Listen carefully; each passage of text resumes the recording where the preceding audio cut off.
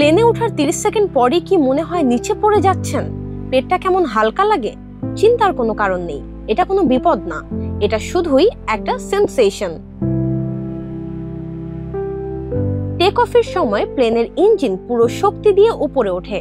একটু উপরে উঠলেই পাইলট ইঞ্জিনের থ্রাস্ট কমিয়ে দেন আর প্লেনের সামনের দিক সামান্য নিচু করেন, যাতে গতি আরো বাড়ে আর প্লেনটা আরো স্মুথ হয়। এই সময়ে ডানার বাড়তি অংশগুলো গুটিয়ে ফেলা হয়, যাকে বলে ক্লিনিং আপ। এখন সমস্যা আসলে প্লেনের না, আমাদের শরীরের। হঠাৎ ত্বরণ কমলে কান আর মস্তিষ্ক ভুল সংকেত দেয়, যেন প্লেন নিচে নামছে।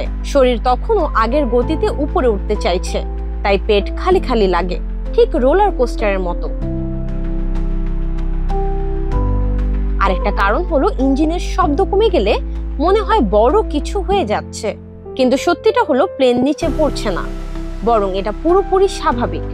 পাইলটরা এটা করেন ইঞ্জিনকে চাপ মুক্ত রাখতে আর বিমানবন্দরের আশেপাশে যারা থাকে তাদের শব্দের ঝামেলা কমাতে।